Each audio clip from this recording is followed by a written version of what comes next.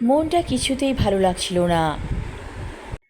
পলির সে বারান্দায় এসে বসলো। আর কোনো কাজ নেই, সারা বাড়িতে সে একা। মনে হচ্ছে যেন একটা নিঝুম দ্বীপে সে থাকে। আজিম অফিসে চলে গিয়েছে সেই কখন। যাবার আগে বলে গেছে, তোমার জন্য একটা লোক নিয়ে আসবো, খবর পাঠিয়েছি সবখানে। আসলে পলি খুব একাকিত্ব ফিল করে যখন সে একা থাকে, এবং একটা হিম ঠান্ডা করা ভয় ওর মধ্যে কাজ করে।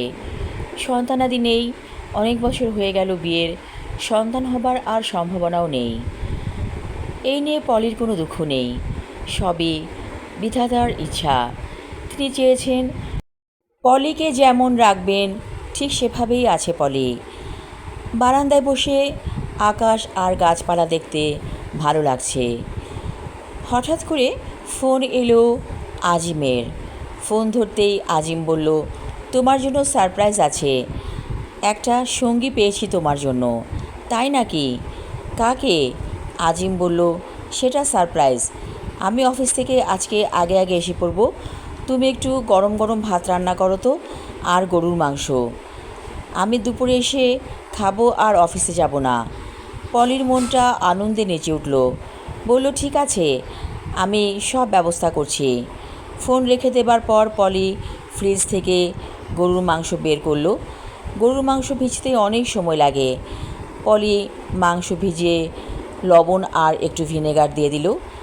মানুষের কাছে শুনেছে লবণ আর ভিনেগার দিয়ে গরুর মাংস ভিজালে মাংসটা তাড়াতাড়ি বরফ ছেড়ে দেবে। তারপর চুলায় ভাত চড়িয়ে দিল, সঙ্গে মুগ ডাল। আজকে ভালো ভালো খাবার তৈরি করবে পলি, কারণ আজিম অফিস থেকে আজ বাসায় আসবে এবং দুপুরে একসাথে খাবে।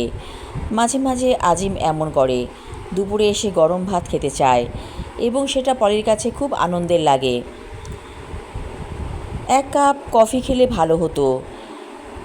পলি কফি তৈরি করতে মনোযোগ দিল।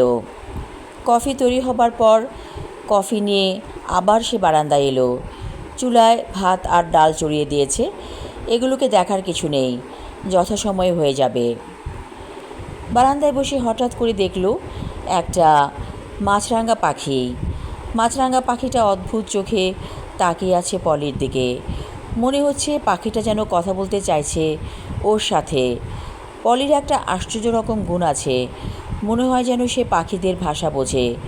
চোখ বন্ধ করে বলল, ও পাখি, তুমি কি আমাকে কিছু বলবে? কিছুক্ষণ নীরবতা। হঠাৎ মনে হলো পলির কাছে পাখিটা বলছে, খুনি আসছে তোমার বাসায়, খুনি আসছে। এ কি শুনল পলি, নাকি মিথ্যে শুনেছে? মিথ্যে হবার তো কথা না, পলি তো অনেক কিছু বুঝতে পারে, যদিও খুব সামান্যই এই জ্ঞান আছে ওর, তবুও বুঝতে পারে। তাহলে কি পাখিটা ওকে সতর্ক করতে চাইছে? এমন সময় কলিং বেল বেজে উঠল। কে আসলো? এখন তো আজিমের আসার কথা না।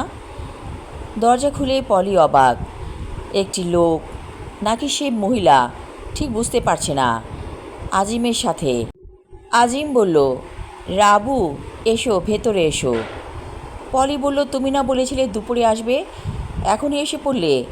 আজিম বলল, রাবু এসে পড়েছে, আর দেরি করলাম না, বসকে কোনো রকমে বুঝিয়ে চলে এসেছি।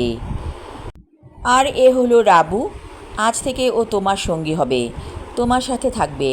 ও অনেক গুণী মহিলা, তোমার কাছে ভালো লাগবে। সংসারের কাজ তোমাকে আর করতে হবে না, রাবুই সব সামলাবে। কিন্তু পলির কাছে ভালো লাগছে না, মনটা কেমন যেন খচখচ করছে। মনে হচ্ছে কোনো অশুভ শক্তি প্রবেশ করেছে ওর ঘরে।